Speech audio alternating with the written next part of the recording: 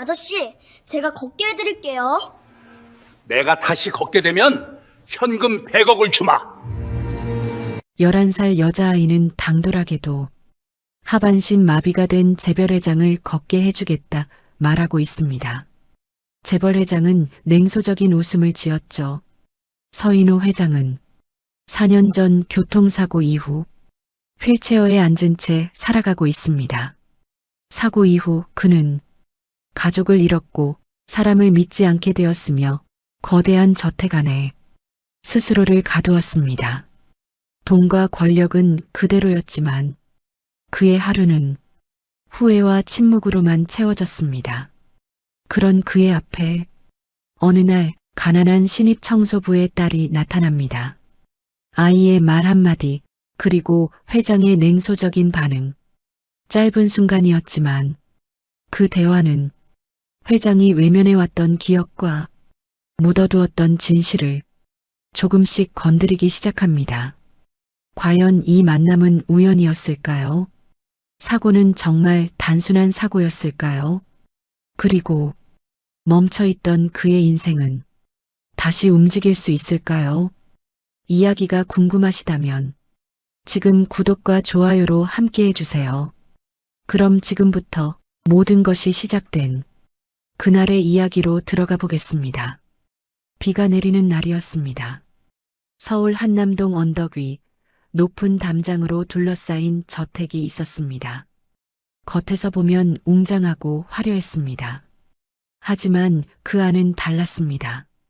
마치 숨을 멈춘 것처럼 고요했습니다. 저택의 거실, 대형 창문 앞, 휠체어에 앉은 남자가 있었습니다. 서인호, 58세. 한때 이 나라 굴지의 대기업을 이끌던 회장이었습니다. 지금은 담요를 무릎에 덮은 채 하루 종일 창밖만 바라보는 사람이 되어 있었습니다. 그의 눈빛에는 생기가 없었습니다. 빗줄기를 바라보지만 실제로는 아무것도 보지 않는 듯 했습니다. 4년 전이었습니다. 서인호는 회사 시차를 마치고 돌아오는 길이었습니다. 운전기사가 모는 차 뒷자리에 앉아 그날도 서류를 검토하고 있었습니다. 그때 갑자기 차가 미끄러졌습니다. 빗길이었습니다. 끼익 하는 소리와 함께 차는 중앙선을 넘었습니다. 맞은편에서 달려오던 트럭, 그리고 충격. 정신을 차렸을 때 인호는 병원 침대에 누워 있었습니다. 운전기사는 경상, 자신은 하반신 마비. 의사는 말했습니다. 척추 손상이 심합니다. 걷기는 어려울 것 같습니다. 처음 6개월은 분노의 시간이었습니다. 인호는 재활치료를 받았습니다. 악착같이 버텼습니다. 나는 서인호다. 이런 것쯤 이겨낼 수 있어. 그렇게 자신에게 되뇌었습니다. 하지만 다리는 움직이지 않았습니다. 1년이 지났습니다. 아내는 떠났습니다. 결혼 30년 만이었습니다. 더는 못 견디겠어요. 당신도 2, 3도. 아내의 목소리는 차가웠습니다. 인호는 아무 말도 하지 못했습니다. 아들과 딸도 하나둘 저택을 떠났습니다. 아버지, 저희도 살아야 해요. 자식들의 눈빛에는 연민과 회피가 섞여 있었습니다. 2년째 인호는 재활을 포기했습니다. 됐어. 이제 그만. 물리치료사가 오는 것도 거부했습니다. 약속된 병원 방문도 취소했습니다. 직원들은 형식적으로만 그를 대했습니다. 회장님, 식사 시간입니다. 회장님, 서류 확인 부탁드립니다. 그들의 목소리에는 존경이 아닌 의무만 남아 있었습니다. 인호도 알았습니다. 자신이 이제 과거의 사람이 되었다는 것을. 3년째 인호는 거울을 보지 않게 되었습니다. 거울 속 자신의 모습이 견딜 수 없었기 때문입니다. 수척한 얼굴, 생기 없는 눈빛, 굽은 어깨. 이게 나인가? 한때 당당했던 자신의 모습은 온데간데 없었습니다. 밤이면 악몽을 꾸었습니다. 사고 순간이 반복해서 떠올랐습니다. 미끄러지는 차, 쏟아지는 서류, 그리고 무언가 이상한 느낌. 누군가 나를. 하지만 기억은 거기서 끊어졌습니다. 어느 날 아침이었습니다. 비서실장이 조심스럽게 다가왔습니다. 회장님, 오늘 오후에 이사회가. 인호는 손을 저었습니다. 내 이름으로 결제만 해. 나는 안 가. 하지만 회장님, 나가. 목소리는 낮았지만 단호했습니다. 비서실장은 더 이상 말하지 않았습니다. 그저 고개를 숙이고 물러났습니다. 4년째가 되자 인호는 완전히 포기했습니다. 다리가 아니었습니다. 자기 자신을 포기한 것입니다. 어차피 다 끝났어. 그렇게 중얼거리며 하루하루를 보냈습니다. 아침이 와도 의미가 없었습니다. 밤이 와도 차이가 없었습니다. 시간은 흘렀지만 인호의 삶은 멈춰 있었습니다. 저택도 마찬가지였습니다. 넓은 거실에는 먼지가 쌓였습니다. 화분의 꽃들은 시들어갔습니다. 시계는 째깍거렸지만 그곳에는 시간이 흐르지 않는 것 같았습니다. 그날도 비가 내렸습니다. 인호는 창밖을 바라보았습니다. 빗줄기가 유리창을 타고 흘러내렸습니다. 마치 눈물처럼. 살아있는 건가? 아니면 죽어있는 건가? 그는 스스로에게 물었습니다. 대답은 없었습니다. 그저 빗소리만 들릴 뿐이었습니다. 저택의 시계가 오후 2시를 가리켰습니다. 인호는 여전히 창가에 앉아 있었습니다. 움직이지 않았습니다. 마치 저택의 일부가 된 것처럼. 그때였습니다. 저 멀리 현관 쪽에서 소리가 들렸습니다. 문이 열리는 소리, 발소리, 그리고 낯선 기척. 인호는 고개를 돌리지 않았습니다. 또 누가 왔겠지. 관심도 없었습니다. 하지만 그는 몰랐습니다. 그날 그 문을 열고 들어온 두 사람이 자신의 인생을 다시 움직이게 만들 것이라는 것을. 비는 계속 내렸습니다. 저택은 여전히 고요했습니다. 하지만 그 고요함 속에 아주 작은 변화가 시작되고 있었습니다. 서인호는 아직 몰랐습니다. 포기한 삶에도 다시 빛이 들어올 수 있다는 것을. 그리고 그 빛은 때로 가장 예상치 못한 곳에서 온다는 것을. 같은 날 오후 저택 정문 앞. 검은색 승합차 한 대가 멈춰 섰습니다. 문이 열리고 두 사람이 내렸습니다. 우산을 쓴 여자와 어린 소녀였습니다. 비는 여전히 내리고 있었습니다. 김선아 39세. 파란색 청소업체 유니폼을 입은 여자였습니다. 손에는 작은 가방 하나. 어깨는 약간 굽어 있었습니다. 오랜 노동의 흔적이었습니다. 그녀의 옆에 선 소녀. 박지한 11세. 교복 치마에 운동화를 신고 있었습니다. 엄마보다 키가 작았지만 눈빛만큼은 또렷했습니다. 선아가 지안의 손을 꼭 잡았습니다. 지안아, 엄마 말 잘 들어야 해. 알았지? 네, 엄마. 두 사람은 빗속을 걸어 저택 현관으로 향했습니다. 김선아는 3년 전 남편을 잃었습니다. 교통사고였습니다. 갑자기 찾아온 불행이었습니다. 남편이 떠난 후 생활은 무너졌습니다. 보험금도 재산도 없었습니다. 남은 건 어린 딸과 작은 빚뿐이었습니다. 선아는 살아야 했습니다. 아니, 지안을 살려야 했습니다. 그래서 청소 일을 시작했습니다. 새벽 5시에 일어나 밤 10시에 집에 돌아오는 삶. 하루에 3곳을 다녔습니다. 식당, 사무실, 아파트. 손은 거칠어졌고 허리는 자주 아팠습니다. 하지만 멈출 수 없었습니다. 이번 일자리는 특별했습니다. 대기업 회장 저택의 전속 청소부. 월급은 이전 3곳을 합친 것보다 많았습니다. 이 일만 하면 지안이 학원도 보낼 수 있어. 선아는 합격 통보를 받았을 때 눈물을 흘렸습니다. 하지만 조건이 있었습니다. 회장님은 외부인을 극도로 꺼리십니다. 딸을 데리고 오는 것은 예외적으로 허락하지만 절대 소란 피우면 안 됩니다. 인사 담당자의 목소리는 단호했습니다. 선아는 고개를 숙였습니다. 네, 알겠습니다. 조용히 하겠습니다. 지아는 방과 후 돌봐줄 사람이 없었습니다. 혼자 집에 두기엔 불안했습니다. 그래서 선아는 딸을 데리고 일터에 갔습니다. 엄마 일하는 동안 조용히 책 읽고 있어. 알았지? 응, 엄마. 괜찮아. 지아는 엄마를 걱정시키고 싶지 않았습니다. 어린 나이지만 많은 것을 이해하고 있었습니다. 엄마가 얼마나 힘든지, 자신 때문에 엄마가 얼마나 고생하는지. 그래서 지아는 절대 투정하지 않았습니다. 현관문이 열렸습니다.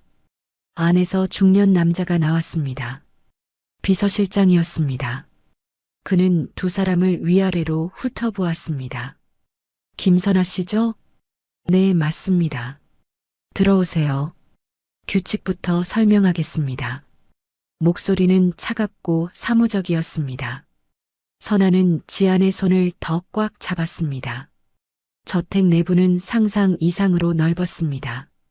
대리석 바닥, 높은 천장, 벽에 걸린 그림들.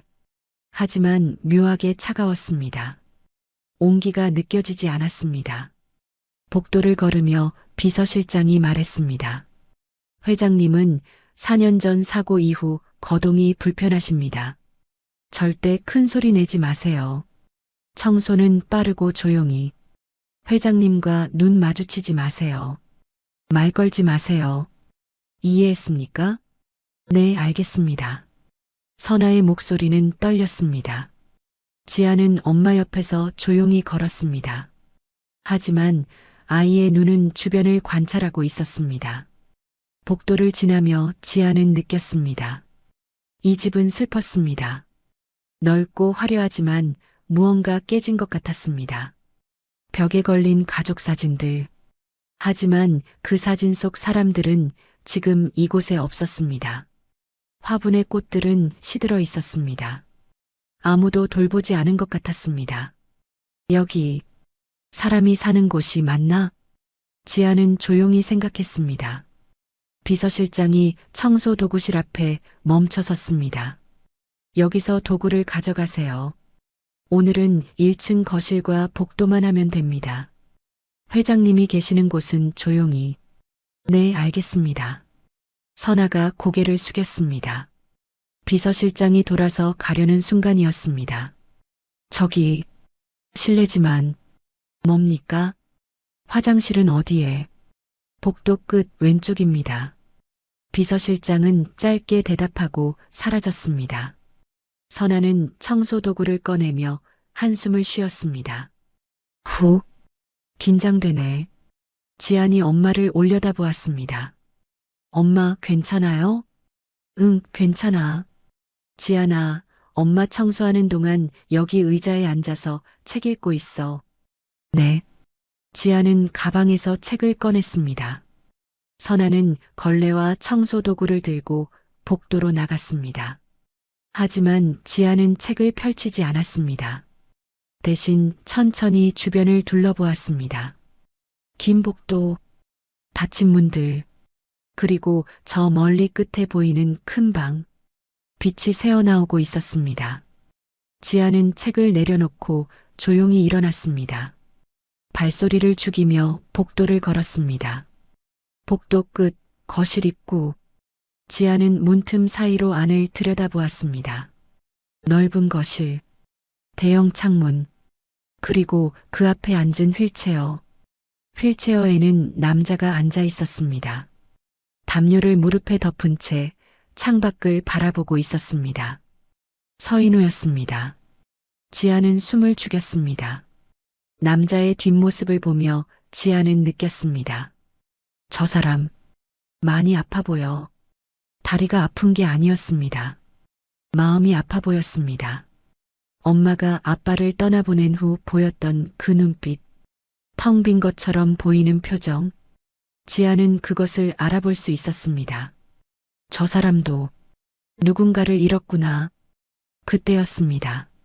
뒤에서 선아의 목소리가 들렸습니다. 지안아, 거기서 뭐해? 지안은 깜짝 놀라 뒤를 돌아보았습니다.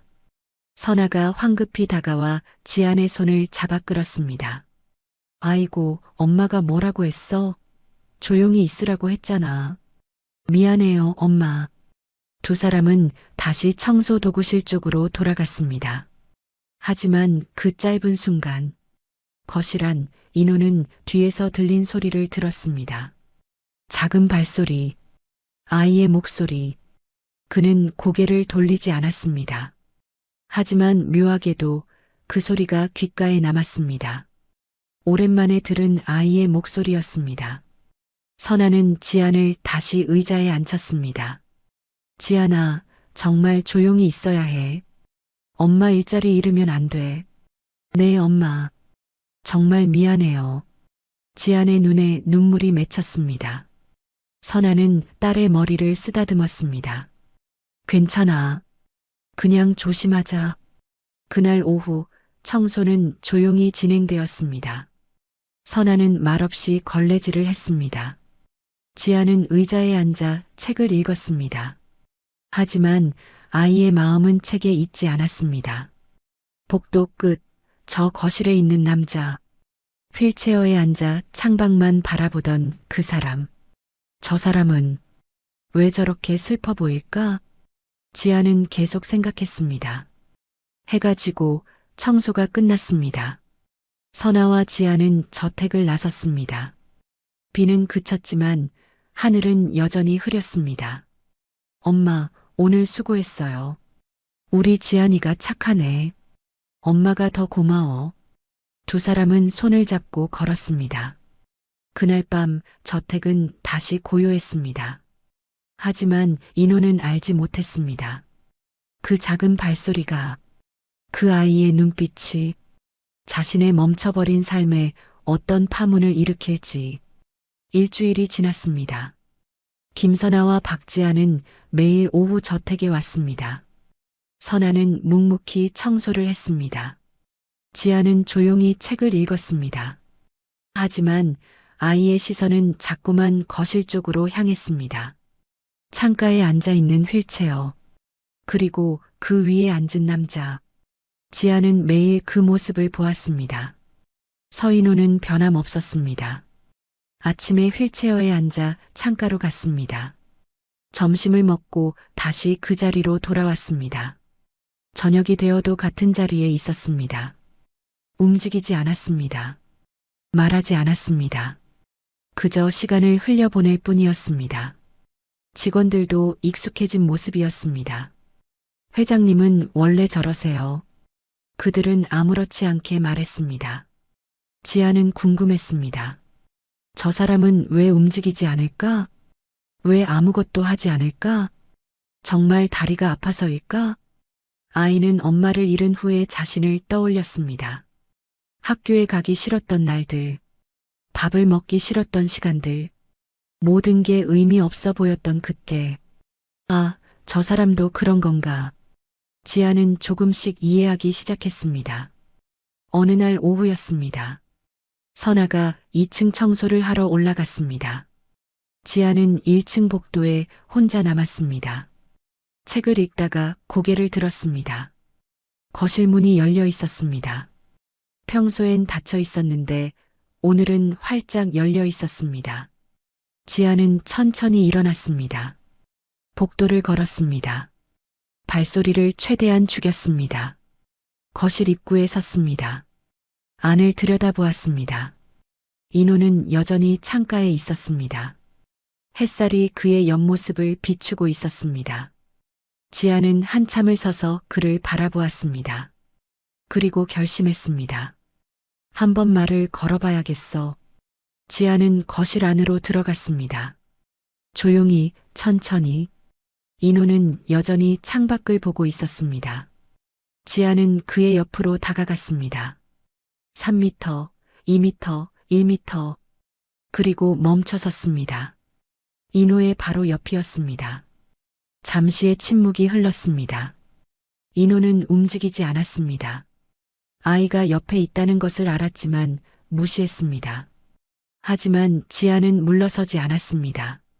그저 조용히 서서 창밖을 함께 바라보았습니다. 1분이 지났습니다. 2분이 지났습니다. 인호가 천천히 고개를 돌렸습니다. 지안과 눈이 마주쳤습니다. 뭐 하는 거냐? 인호의 목소리는 낮고 차갑했습니다. 지안은 놀라지 않았습니다. 대신 또박또박 대답했습니다. 창밖을 보고 있어요. 인호는 미간을 찌푸렸습니다. 여긴 내가 있을 곳이 아니야. 나가. 아저씨는 매일 여기 계시네요. 아침에도, 점심에도, 저녁에도.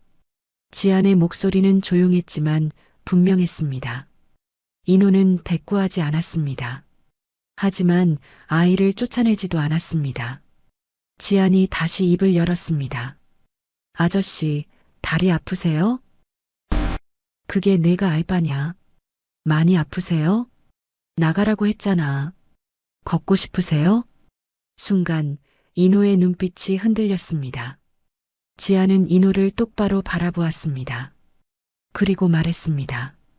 제가 아저씨를 걷게 해드릴게요. 공기가 멈췄습니다. 인호는 아이를 빤히 쳐다보았습니다. 뭐라고? 아저씨를 걷게 해드릴게요. 지아는 똑같은 말을 반복했습니다. 그때였습니다. 복도에서 급한 발소리가 들렸습니다. 비서실장이었습니다. 이게 무슨 일입니까? 그는 화가 난 얼굴로 거실로 들어왔습니다. 뒤따라 다른 직원들도 왔습니다. 선아도 황급히 달려왔습니다. 지안아. 비서실장이 지안의 팔을 잡았습니다. 어린 것이 어디서 함부로. 아저씨 아파요. 지안이 소리쳤습니다. 비서실장은 선아를 향해 화를 냈습니다. 김선아 씨, 이게 어떻게 된 일입니까? 아이 관리도 제대로 못합니까? 죄송합니다. 정말 죄송합니다. 선아는 고개를 숙이며 지안을 끌어안았습니다. 직원들이 수군거렸습니다. 애가 미쳤나 봐. 회장님한테 저런 말을 하다니. 청소부 주제에 선아의 얼굴이 빨개졌습니다. 눈에 눈물이 고였습니다. 지안아, 가자. 어서. 하지만 지안은 움직이지 않았습니다. 대신 인호를 계속 바라보았습니다. 아저씨, 다리가 아픈 게 아니에요. 지안아. 선아가 다급히 말렸지만 지안은 끝까지 말했습니다. 마음이 먼저 잠든 것 같아요. 순간 거실이 조용해졌습니다. 모두가 숨을 죽였습니다. 인호는 굳은 표정으로 지안을 응시했습니다. 아이의 눈빛은 맑았습니다. 두려움도 계산도 없었습니다. 그저 진심만 있었습니다. 인호의 손이 떨렸습니다. 마음이 먼저 잠들었다? 4년 동안 아무도 하지 않은 말이었습니다.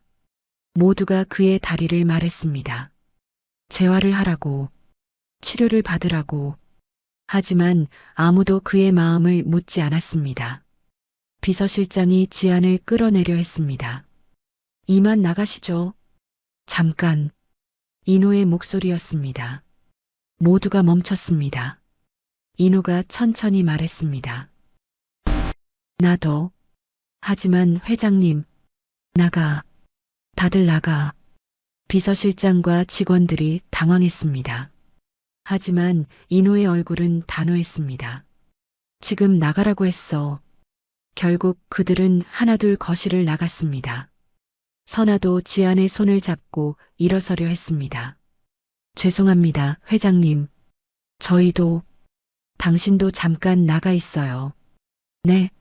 아이하고만 얘기할 게 있어. 선아는 망설였습니다. 하지만 인호의 눈빛을 보고 고개를 끄덕였습니다. 지안아, 엄마밖에 있을게. 알았지? 네, 엄마. 선아는 불안한 얼굴로 거실을 나갔습니다. 문이 닫혔습니다. 거실엔 인호와 지안, 둘만 남았습니다. 인호는 한참을 지안을 바라보았습니다. 아이는 겁먹지 않았습니다. 그저 조용히 그를 마주 보았습니다. 넌 몇 살이냐? 11살이요. 11살짜리가 어떻게 나를 걷게 한다는 거야? 저도 잘 모르겠어요. 그럼 왜 그런 말을 한 거야? 지아는 잠시 생각했습니다. 그리고 천천히 대답했습니다. 아저씨가 우리 엄마 같아서요. 엄마? 네. 우리 아빠가 돌아가시고 나서요. 지안의 목소리가 작아졌습니다. 엄마도 아저씨처럼 아무것도 안 하셨어요. 밥도 안 먹고 말도 안 하고 그냥 멈춰 계셨어요. 인호는 조용히 들었습니다. 그런데 어느 날 제가 엄마한테 말했어요. 엄마, 나랑 산책 가요라고. 그래서 엄마가 제 손을 잡고 밖에 나오셨어요. 처음엔 힘들어 하셨지만 조금씩 나아지셨어요. 지안이 고개를 들었습니다. 그래서 아저씨도 그럴 것 같아서요. 누군가 손 잡아주면 다시 일어날 수 있을 것 같아서요. 인호의 가슴이 뜨거워졌습니다. 목이 메었습니다. 4년 만에 처음 느끼는 감정이었습니다. 이 아이는 진심이구나. 돈도 명예도 동정도 아닌 그저 순수한 마음으로 자신을 걱정하는 사람. 인호는 그런 사람을 만난 적이 없었습니다. 하지만 그는 고개를 저었습니다. 너는 아직 어려서 모르는 거야. 뭐려?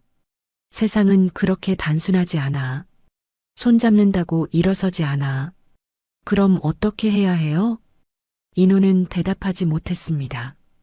자신도 몰랐기 때문입니다. 지안이 다시 말했습니다. 아저씨, 혹시 무서우세요? 뭐가?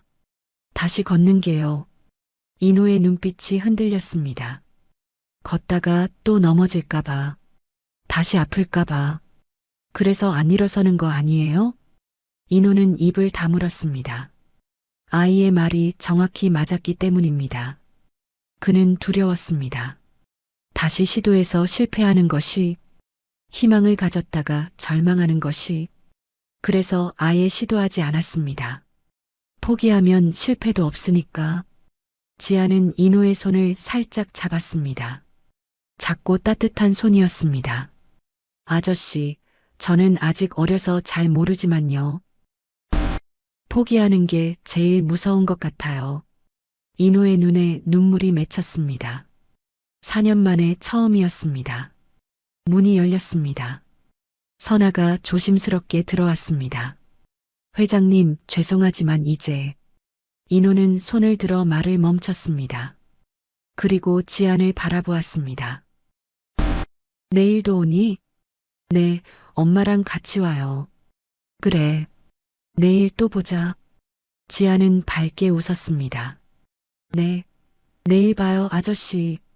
선아는 지안의 손을 잡고 거실을 나갔습니다.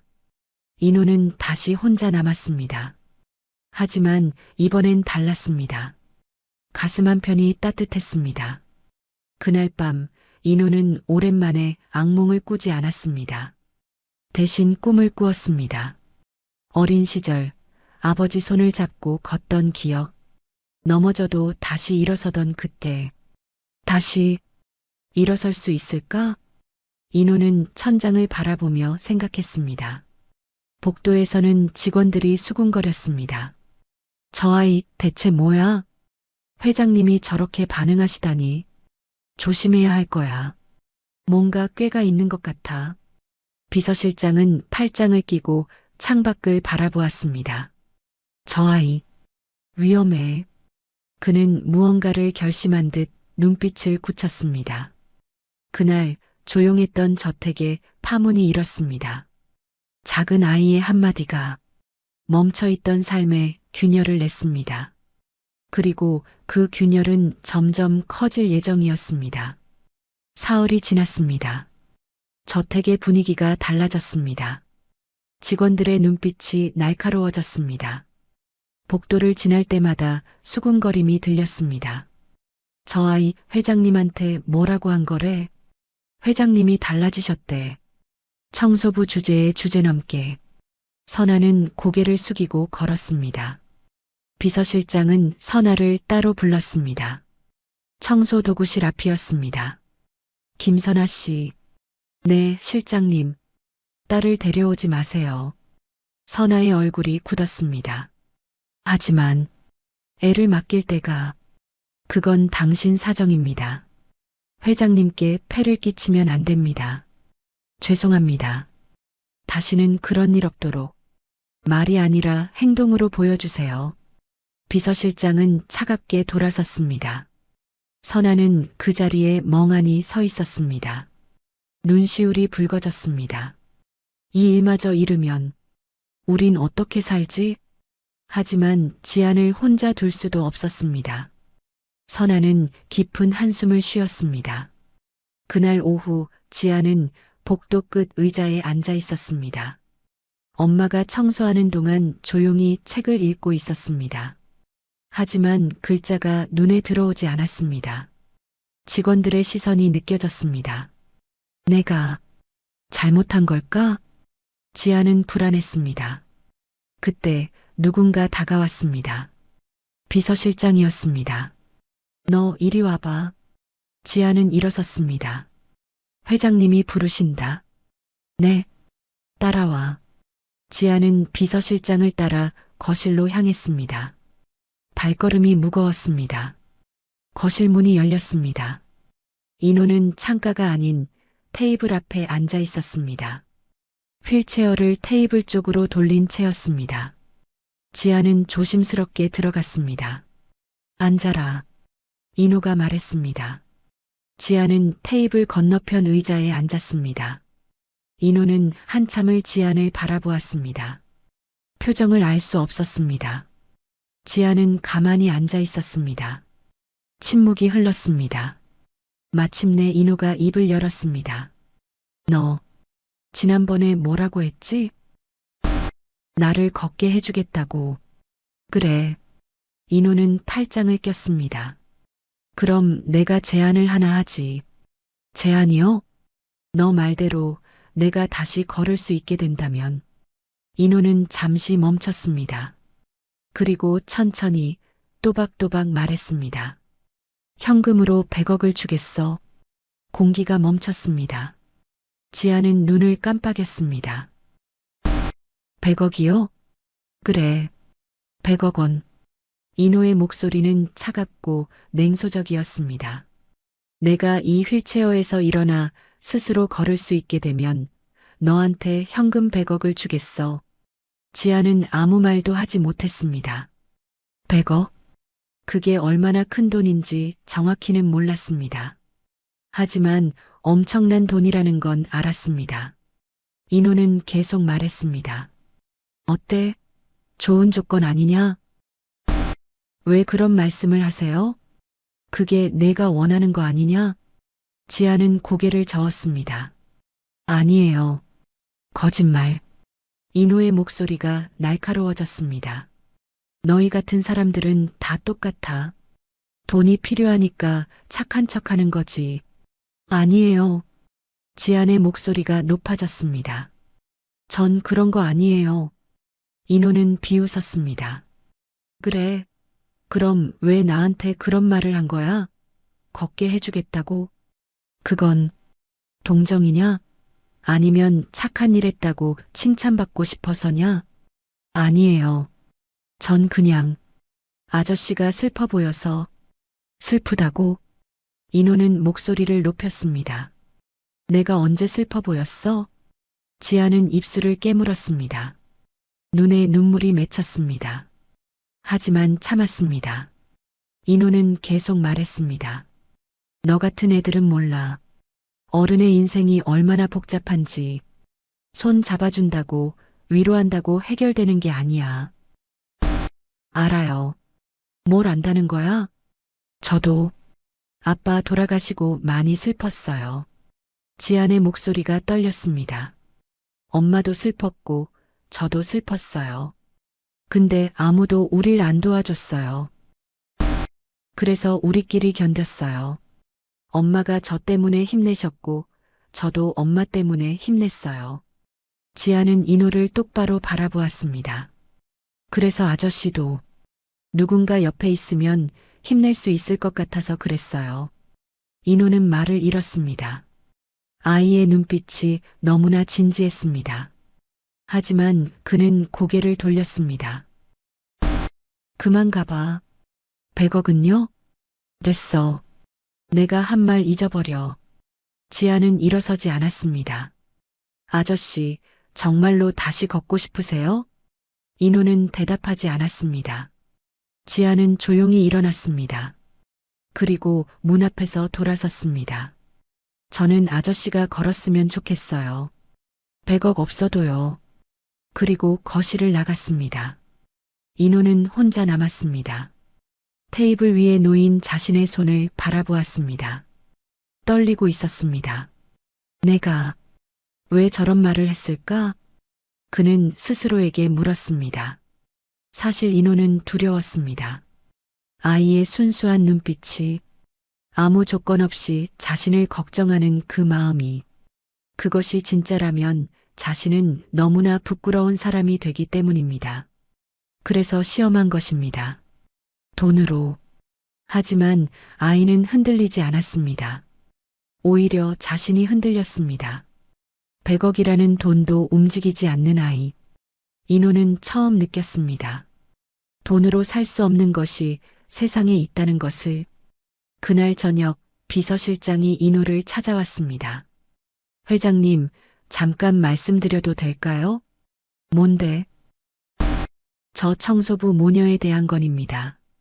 인호는 눈살을 찌푸렸습니다. 무슨 문제라도 있나? 회장님께서 저 아이에게 100억을 제안하셨다는 소문이 돌고 있습니다. 인호는 침묵했습니다. 비서실장은 조심스럽게 말을 이었습니다. 직원들이 오해를 하고 있습니다. 오해? 저 아이가 회장님을 이용하려 한다고요. 그건 아니야. 하지만 회장님, 100억이라는 금액은 너무 큽니다. 저택 안에 좋지 않은 소문이. 인호는 손을 들어 말을 막았습니다. 됐어. 내일이니까 신경 쓰지 마. 하지만 나가. 비서실장은 입술을 깨물었습니다. 하지만 더 이상 말하지 못하고 물러났습니다. 문이 닫힌 후 인호는 긴 한숨을 쉬었습니다. 100억? 내가 왜 그런 말을 했을까? 사실 그는 알고 있었습니다. 자신이 아이를 시험한 것이라고. 그리고 그 시험에서 오히려 자신이 시험당했다는 것을. 복도에서는 직원들의 수군거림이 계속되었습니다. 100억이래. 말도 안 돼. 저 애 때문에 회장님이 정신을 잃으신 거야. 청소부가 노린 거지 뭐. 선아는 그 말들을 들으며 청소를 했습니다. 손이 떨렸습니다. 눈물이 났습니다. 그날 밤 지아는 엄마에게 물었습니다. 엄마, 100억이면 큰 돈이에요? 선아는 걸레를 쥔 손을 멈췄습니다. 왜 갑자기 그런 걸 물어? 그냥요. 궁금해서요. 선아는 딸을 바라보았습니다. 엄청 큰 돈이지. 우리 같은 사람은 평생 벌어도 못 모을 돈이야. 그렇구나. 지아는 창밖을 바라보았습니다. 100억이 그렇게 큰 돈인데 아저씨는 왜 나한테 그런 말을 했을까? 아이는 이해할 수 없었습니다. 하지만 한 가지는 확실했습니다. 아저씨는 혼자서 너무 외로운 거야. 저택의 밤은 깊어갔습니다. 하지만 아무도 편히 잠들지 못했습니다. 인호는 천장을 바라보며 뒤척였습니다. 선아는 딸을 안고 걱정에 잠겼습니다. 비서실장은 무언가를 계획했습니다. 그리고 지아는 생각했습니다. 아저씨를 어떻게 도와드리지? 100억이라는 말이 저택에 던져졌습니다. 그 말은 파문을 일으켰습니다. 욕망, 질투, 오해, 두려움. 모든 것이 뒤섞였습니다. 하지만 그 중심에는 여전히 한 가지가 남아 있었습니다. 한 아이의 순수한 마음, 그리고 한 남자의 흔들리는 마음. 다음 날 오후였습니다. 선아와 지아는 평소보다 일찍 저택에 도착했습니다. 현관을 들어서자마자 분위기가 달랐습니다. 직원들의 시선이 더 차갑고 날카로웠습니다. 복도를 지나갈 때마다 수군거림이 멈췄습니다. 그리고 두 사람이 지나가면 다시 시작되었습니다. 선아는 지안의 손을 꽉 잡았습니다. 청소를 시작하려는데 비서실장이 나타났습니다. 김선아 씨, 잠깐. 네, 실장님. 회장님이 아이를 부르십니다. 선아의 얼굴이 굳었습니다. 지안이를요? 혼자 오라고 하셨습니다. 하지만 회장님 명령입니다. 선아는 지안을 바라보았습니다. 걱정스러운 눈빛이었습니다. 지안은 고개를 끄덕였습니다. 괜찮아요, 엄마. 지안아, 금방 올게요. 지안은 비서실장을 따라 거실로 향했습니다. 선아는 그 뒷모습을 불안하게 바라보았습니다. 거실 문이 열렸습니다. 인호는 어제와 같은 자리에 앉아 있었습니다. 테이블 앞 휠체어에. 하지만 표정은 달랐습니다. 더 무거워 보였습니다. 들어와. 지아는 조용히 들어갔습니다. 문이 닫혔습니다.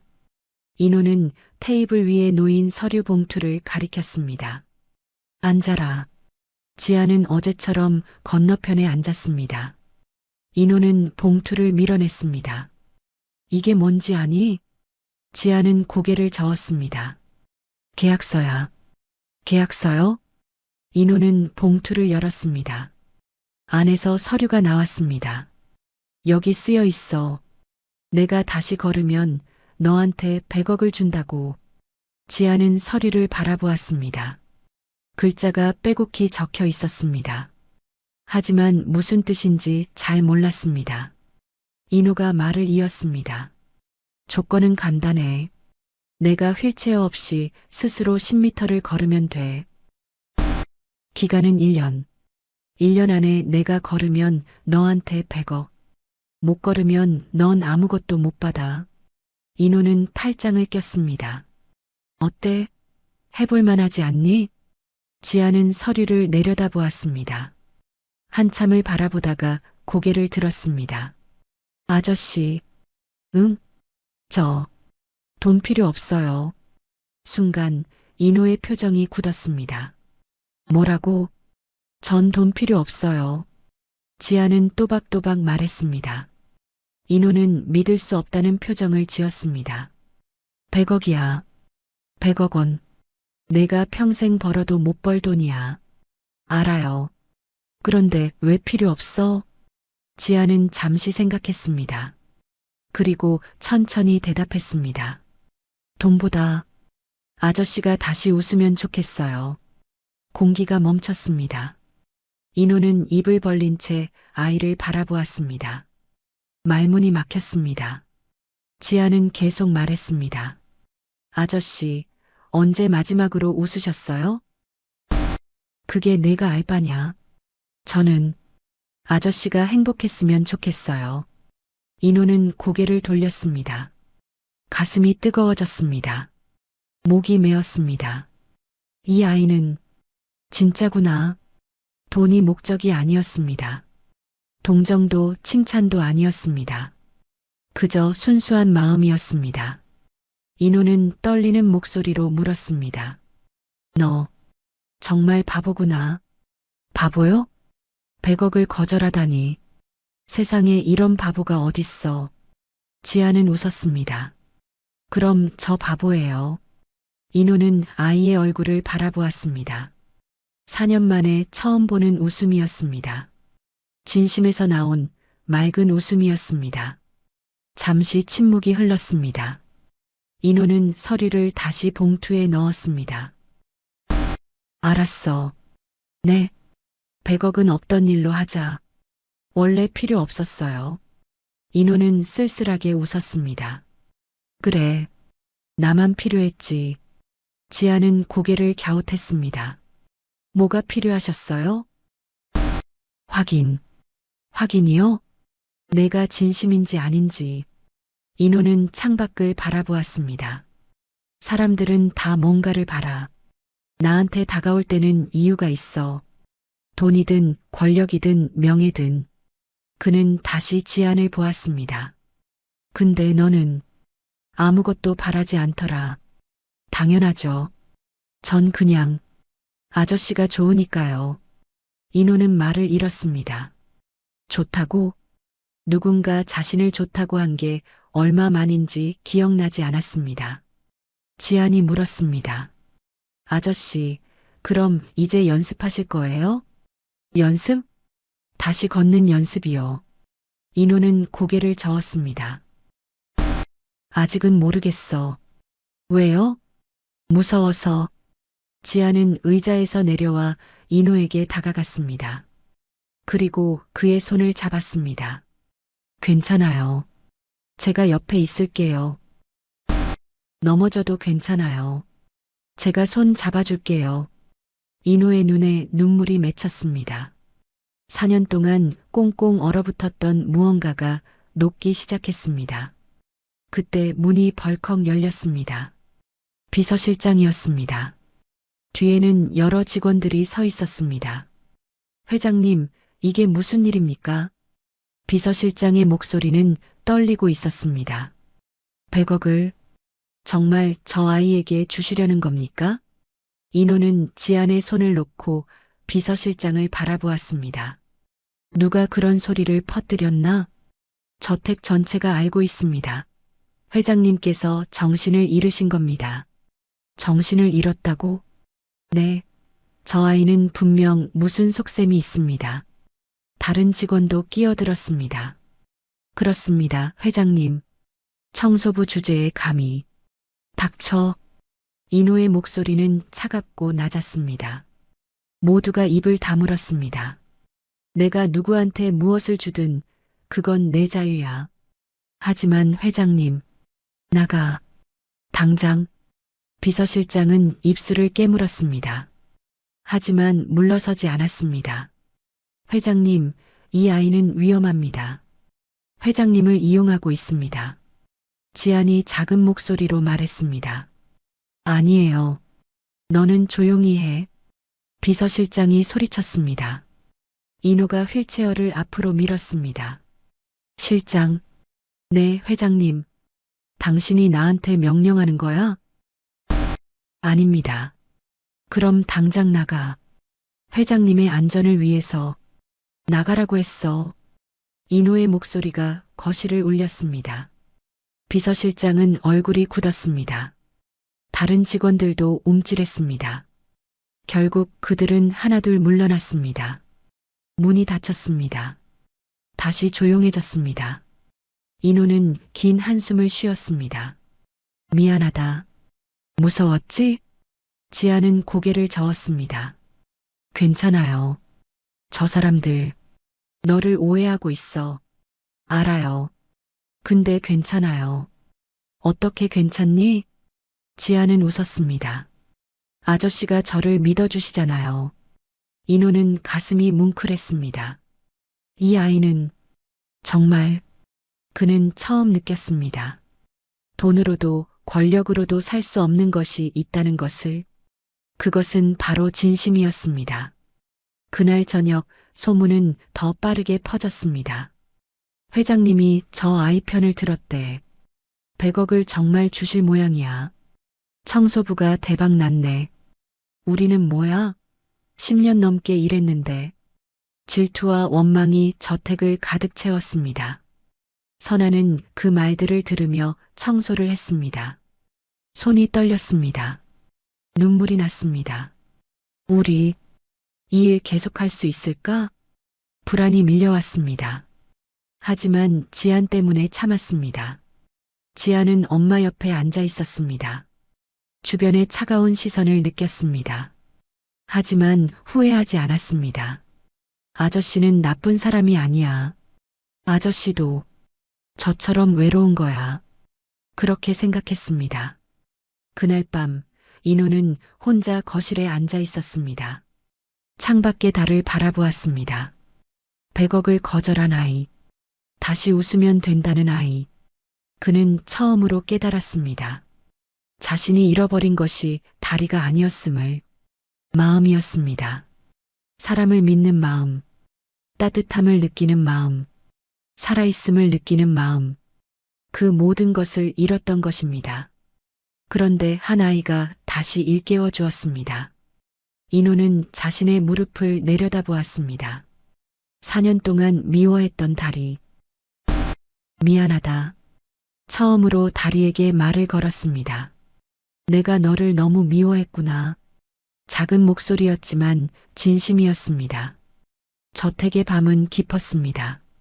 100억이라는 말이 저택을 휘감았습니다. 욕망과 질투가 들끓었습니다. 하지만 그 중심에는 다른 것이 있었습니다. 한 아이의 순수한 마음, 그리고 그것을 처음으로 받아들이기 시작한 한 남자의 마음. 위기는 시작되었습니다. 하지만 동시에 희망도 싹트고 있었습니다. 아주 작게, 조용히, 하지만 분명하게. 일주일이 흘렀습니다. 저택의 분위기는 더욱 차갑게 식었습니다. 직원들의 태도가 노골적으로 변했습니다. 선아가 복도를 지나가면 눈길을 피했습니다. 지안이 나타나면 대화를 멈췄습니다. 그리고 뒤에서 속삭였습니다. 저 애 때문에 저택이 난리야. 회장님이 완전히 홀렸어. 선아의 청소 도구가 자꾸 사라졌습니다. 어제 분명히 제자리에 두었던 걸래. 오늘 아침엔 없었습니다. 청소용 세제도 마찬가지였습니다. 비서실장에게 말했습니다. 실장님, 도구가 자꾸 제대로 관리 못하시는 거 아닙니까? 차가운 대답이 돌아왔습니다. 점심시간이었습니다. 직원 식당에서 선아는 구석 자리에 앉았습니다. 지안도 옆에 앉았습니다. 다른 직원들은 멀찍이 떨어져 앉았습니다. 조용히 수군거리는 소리가 들렸습니다. 100억 받으려고 회장님한테 딸까지 이용하네. 청소부 주제에. 선아는 숟가락을 든 손이 떨렸습니다. 지안이 작은 목소리로 물었습니다. 엄마, 괜찮아요? 응, 괜찮아. 선아는 억지로 웃었습니다. 하지만 눈가가 붉었습니다. 엄마 때문에 미안해요. 아니야, 지안아. 내 잘못이 아니야. 선아는 딸의 머리를 쓰다듬었습니다. 우리 조금만 참자. 오후 선아가 2층 복도를 청소하고 있었습니다. 한 직원이 지나가다 일부러 어깨를 부딪혔습니다. 청소 도구가 쏟아졌습니다. 물이 바닥에 흘렀습니다. 아이고, 미안해요. 직원은 미안하지 않은 표정으로 말했습니다. 그리고 그냥 지나갔습니다. 선아는 무릎을 꿇고 물을 닦았습니다. 눈물이 떨어졌습니다. 바닥에 떨어진 눈물과 물이 섞였습니다. 언제까지 이렇게 살아야 하지? 하지만 참았습니다. 지안을 위해서, 일자리를 위해서. 그날 저녁 비서실장이 선아를 불렀습니다. 김선아 씨. 네, 실장님. 회장님이 불편해하십니다.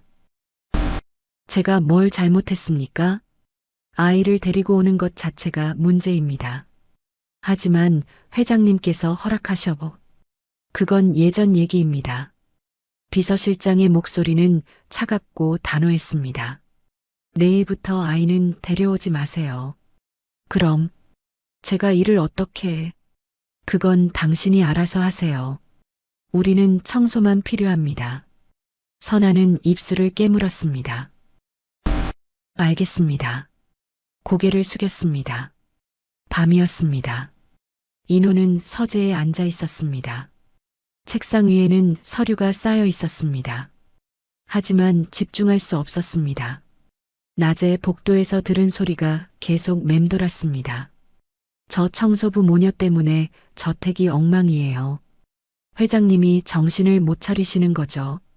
인호는 한숨을 쉬었습니다. 내가 너무 성급했나?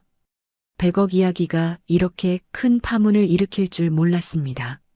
아니, 사실은 알고 있었습니다. 하지만 신경 쓰지 않았습니다. 그 아이는 진심이었는데 문을 두드리는 소리가 들렸습니다.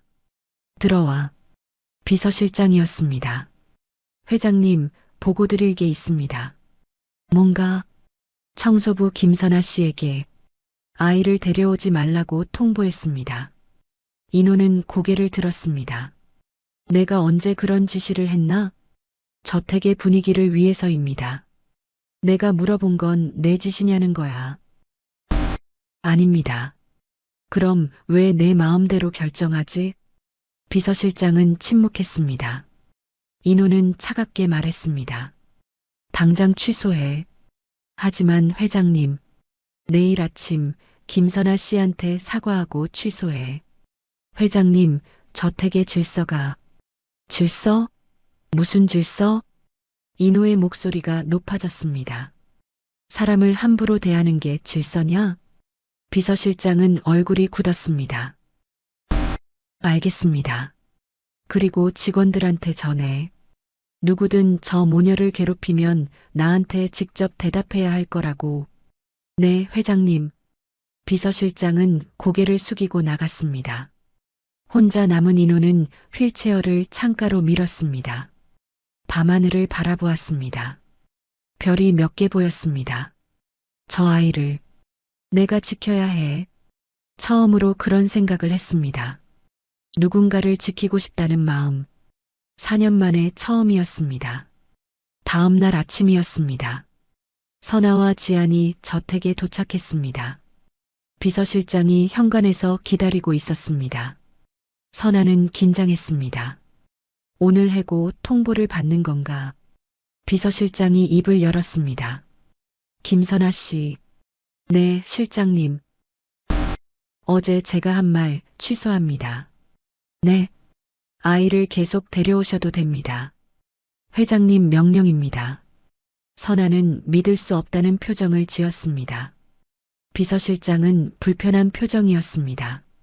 하지만 고개를 숙였습니다. 제가 선을 넘었습니다. 죄송합니다. 아닙니다. 선아는 당황했습니다.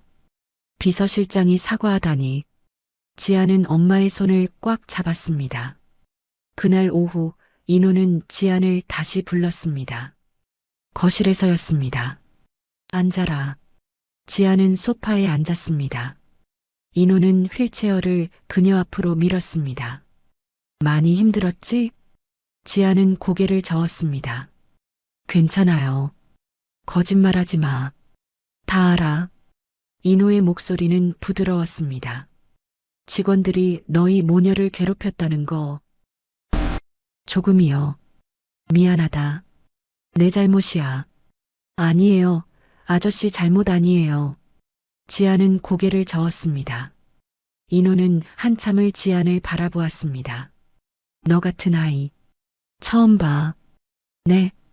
이렇게 힘든데도 웃을 수 있는 아이. 지안은 환하게 웃었습니다. 저는 아저씨가 좋아요. 그래서 괜찮아요. 인호는 가슴이 따뜻해졌습니다. 4년 만에 느끼는 감정이었습니다. 이 아이는 내게 빛 같은 존재구나. 그는 처음으로 깨달았습니다. 살아갈 이유가 생겼다는 것을. 그날 밤부터 달라졌습니다. 인호는 밤마다 꾸던 악몽이 줄어들었습니다. 사고 순간을 반복하는 꿈, 가족이 떠나는 꿈, 그런 악몽들이 점점 사라졌습니다. 대신 다른 꿈을 꾸었습니다. 지안과 함께 정원을 걷는 꿈. 며칠 후였습니다. 인호는 비서실장에게 말했습니다. 저택 직원들 모두 모아. 무슨 일이십니까? 공지할 게 있어. 오후 직원들이 거실에 모였습니다. 모두 긴장한 표정이었습니다. 인호는 휠체어를 앞으로 밀었습니다. 모두를 둘러보았습니다. 앞으로 청소부 김선아 씨와 딸 박지안을 함부로 대하지 마. 직원들이 웅성거렸습니다. 저 두 사람은 이제 이 집의 손님이야. 아니, 가족이야. 비서실장이 놀라서 물었습니다. 회장님, 가족이라니요? 그래, 가족. 문제 있나? 아닙니다.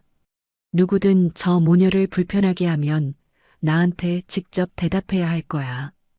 인호의 목소리는 단호했습니다. 직원들은 고개를 숙였습니다. 그날 이후 분위기가 조금씩 변했습니다. 노골적인 괴롭힘은 사라졌습니다. 여전히 차가운 시선은 있었지만 적어도 앞에서는 함부로 하지 않았습니다. 선아는 조금 숨통이 트였습니다. 지안도 조금 편해졌습니다. 어느 날 저녁 인호는 홀로 거실에 앉아 있었습니다. 창밖을 바라보았습니다. 달이 떠 있었습니다. 나 변하고 있는 건가? 스스로에게 물었습니다. 분명히 달라진 게 있었습니다. 아침에 눈을 뜨는 게 조금 덜 괴로웠습니다. 하루가 조금 덜 무의미했습니다. 밤에 잠드는 게 조금 덜 두려웠습니다. 저 아이 때문이야. 인호는 알고 있었습니다. 그는 자신의 다리를 내려다보았습니다. 4년 동안 미워하고 원망했던 다리. 조금만 기다려줘. 처음으로 다정한 목소리로 말했습니다. 내가 노력해볼게. 작은 다짐이었습니다. 하지만 분명한 변화의 시작이었습니다. 저택의 밤은 조용했습니다. 하지만 그 고요함 속에 무언가 자라고 있었습니다. 희망, 믿음, 그리고 다시 일어서려는 의지. 아주 작지만 분명하게. 며칠이 지났습니다. 저택은 조금씩 안정을 찾아가고 있었습니다. 직원들의 노골적인 적대감은 사라졌습니다. 하지만 여전히 거리감은 있었습니다. 선아는 묵묵히 일했습니다. 지아는 조용히 책을 읽었습니다. 그리고 인호는 변화를 준비하고 있었습니다. 어느 날 오후였습니다. 인호가 지안을 불렀습니다. 오늘은 내가 부탁할 게 있어. 지안은 고개를 갸웃했습니다. 부탁이요? 응. 내가 나를 걷게 해주겠다고 했잖아. 네. 그럼 어떻게 해야 하지? 지아는 잠시 생각했습니다. 일단 다리랑 친해져야 해요. 친해진다고? 네. 아저씨, 다리 미워하시잖아요. 인호는 할 말이 없었습니다. 사실이었습니다. 4년 동안 자신의 다리를 증오했습니다. 지안이 말을 이었습니다. 그런데요, 다리도 아저씨가 미워하는 거 알아요. 그게 무슨 말이야? 다리도 상처받았을 거예요. 사고로. 인호는 가만히 지안을 바라보았습니다. 근데 아저씨가 계속 미워하니까 다리도 슬플 것 같아요. 인호는 자신의 무릎을 내려다보았습니다. 4년 동안 한 번도 생각해 본 적 없는 관점이었습니다. 다리도 상처받았다고? 사고로 망가진 건 자신만이 아니었습니다. 다리도 다쳤습니다. 하지만 자신은 계속 다리를 탓했습니다. 그래서요, 먼저 다리한테 인사해야 해요. 인사? 네. 안녕라고요. 지아는 천진하게 웃었습니다. 인호는 황당했습니다. 다리한테 인사를 하라고? 네. 그리고 미안하다고도 말해야 해요. 미안하다고? 지아는 고개를 끄덕였습니다. 아저씨가 다리를 많이 미워했잖아요. 그래서 미안하다고 해야 해요. 인호는 웃음이 나왔습니다. 하지만 비웃음이 아니었습니다. 쓸쓸하고도 따뜻한 웃음이었습니다. 너 정말 이상한 아이구나. 이상해요? 응. 근데 좋은 의미로. 지아는 밝게 웃었습니다. 한번 해보세요, 아저씨. 제가 옆에 있을게요. 인호는 망설였습니다. 다리한테 말을 걸다니 바보 같은 일처럼 느껴졌습니다. 하지만 지안의 순수한 눈빛을 보자 거절할 수가 없었습니다. 지금? 네, 지금이요. 인호는 긴 한숨을 쉬었습니다. 그리고 자신의 다리를 내려다보았습니다. 한참을 망설였습니다. 지아는 조용히 기다렸습니다. 마침내 인호가 입을 열었습니다. 안녕. 작고 떨리는 목소리였습니다. 안녕, 다리야. 말하고 나니 눈시울이 뜨거워졌습니다. 왠지 모르게 가슴이 먹먹해졌습니다. 지안이 조용히 말했습니다. 이제 미안하다고도 해보세요. 인호는 고개를 숙였습니다. 눈물이 맺혔습니다. 미안해. 목소리가 갈라졌습니다. 내가 너를 너무 미워했어. 미안해. 4년 동안 쌓였던 무언가가 무너졌습니다. 인호는 자신의 무릎에 손을 얹었습니다. 처음으로 증오가 아닌 다른 감정으로 내 잘못이 아니었는데 미안해. 눈물이 떨어졌습니다. 담요 위에 작은 얼룩이 생겼습니다. 지아는 조용히 인호의 옆에 다가갔습니다. 그리고 작은 손으로 그의 손을 잡았습니다. 잘하셨어요, 아저씨. 인호는 고개를 들어 지안을 보았습니다. 아이의 눈빛은 따뜻했습니다. 판단도 동정도 없었습니다.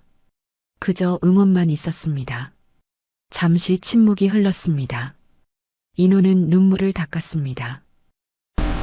이상하지? 아니에요. 다리한테 말을 거는 게 아니에요. 멋있어요. 지아는 환하게 웃었습니다. 인호는 처음으로 편안하게 웃었습니다. 있잖아, 지아나. 네, 사실 나 사고가 왜 났는지 정확히 기억이 안 나. 기억이 안 나세요? 응. 그날 뭔가 이상했어. 인호는 창밖을 바라보았습니다. 비가 왔어. 근데 그렇게 많이 온 것도 아니었고. 운전기사는 조심스럽게 운전했어. 항상 그랬으니까. 인호의 목소리가 낮아졌습니다. 그런데 갑자기 차가 미끄러졌어. 그는 눈을 감았습니다. 기억을 더듬었습니다.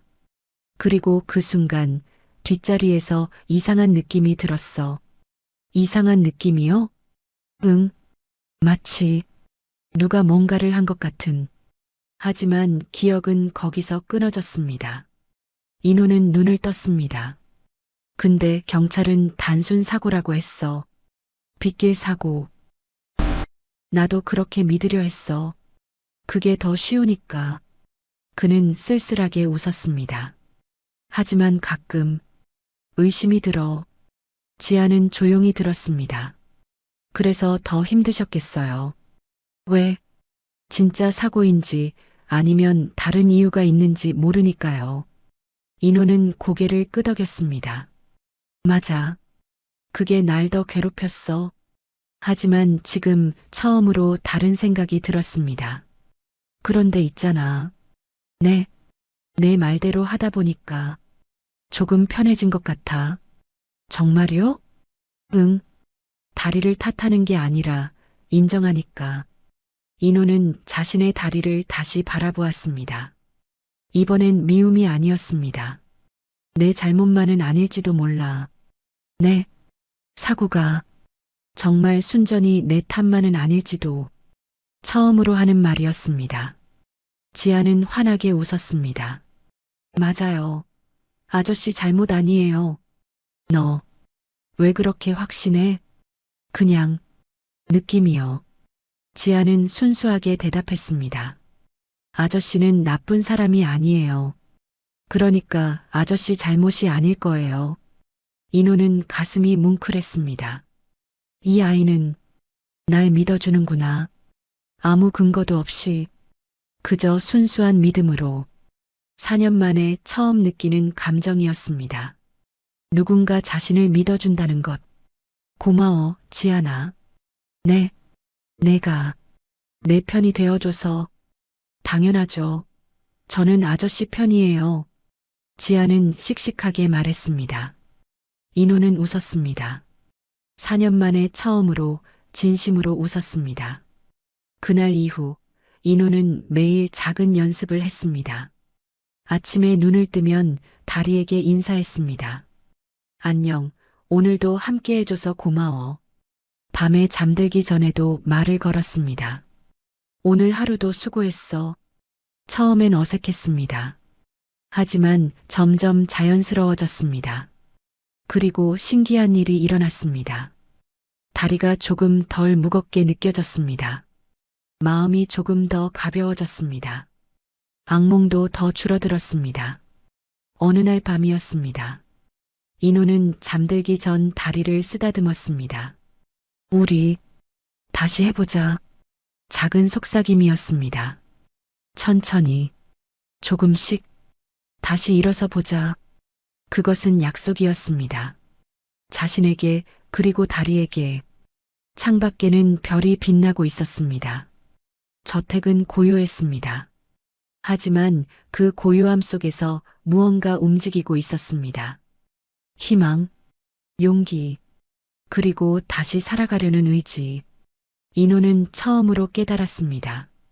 걷는다는 것은 다리의 문제만이 아니라는 것을, 마음이 먼저 일어서야 한다는 것을, 그리고 그 마음은 이미 조금씩 일어서고 있었습니다. 한 아이의 손을 잡고 저택은 조금씩 변하고 있었습니다. 직원들의 태도도 달라졌고 선아에게 먼저 인사하는 사람도 생겼습니다. 지안을 향한 시선도 부드러워졌습니다. 차갑던 저택의 공기가 서서히 따뜻해졌습니다. 인호 역시 달라지고 있었습니다. 아침에 일찍 눈을 떴고 창가에만 앉아 있지 않았습니다. 서재에서 책을 읽고 정원을 바라보며 차를 마시기도 했습니다. 작은 변화였지만 분명한 변화였습니다. 어느 날 아침 인호는 평소와 다른 느낌을 받았습니다. 오른쪽 발가락 끝에서 아주 미세한 감각이 느껴졌습니다. 움직이지는 않았지만 분명한 느낌이었습니다. 4년 만에 처음 느끼는 감각이었습니다. 희망이 고개를 들었습니다. 하지만 그는 스스로를 다독였습니다. 괜한 기대는 하지 않겠다고. 그날 오후 인호는 지안을 불렀습니다. 거실에서 혼자 일어서기를 시도했습니다. 결과는 실패였습니다. 다리는 버티지 못했고 다시 휠체어에 앉아야 했습니다. 하지만 지안은 말했습니다. 시도한 것 자체가 다르다고, 포기만 하지 않으면 된다고. 인호의 가슴이 따뜻해졌습니다. 그날 저녁 인호는 직원들 앞에서 선언했습니다. 청소부 김선아와 딸 박지아는 더 이상 직원이 아니라 자신의 가족이라고. 앞으로 이 두 사람을 함부로 대하는 이는 용서하지 않겠다고. 비서실장까지 포함해서 말입니다. 선아의 눈에는 눈물이 고였고 지아는 환하게 웃었습니다. 며칠 뒤 인호는 다시 재활을 시작했습니다. 고통스럽고 더뎠지만 포기하지 않았습니다. 지아는 늘 곁에서 응원했습니다. 발가락의 감각이 또렷해졌고 발목을 조금 움직일 수 있게 되었습니다. 완전히 걷지는 못했지만 희망은 분명히 보였습니다. 어느 봄날 인호는 정원에 나왔습니다. 휠체어에서 내려 벤치에 앉았습니다. 4년 만에 처음이었습니다. 햇살과 바람, 꽃향기를 느끼며 인호는 깨달았습니다. 자신이 아직 살아있다는 것을. 지아는 물었습니다. 행복하냐고. 인호는 고개를 끄덕였습니다. 오랜만에 느끼는 감정이었습니다. 시간이 흘러 인호는 지팡이를 짚고 몇 걸음을 걸을 수 있게 되었습니다. 그것으로 충분했습니다. 이미 그의 인생은 다시 움직이고 있었기 때문입니다. 선아에게도 변화가 있었습니다. 정식 가족관리인이 되었고 대우도 달라졌습니다. 무엇보다 의지할 가족이 생겼습니다. 저택은 더 이상 차갑지 않았습니다. 웃음과 온기가 머무는 곳이 되었습니다. 그리고 인호는 알게 되었습니다. 다시 걷게 된 것은 다리가 아니라 자신의 인생이었다는 것을. 모든 변화는 한 아이의 순수한 마음에서 시작되었습니다. 100억보다 값진 것, 희망과 진심, 그리고 다시 살아가려는 용기였습니다.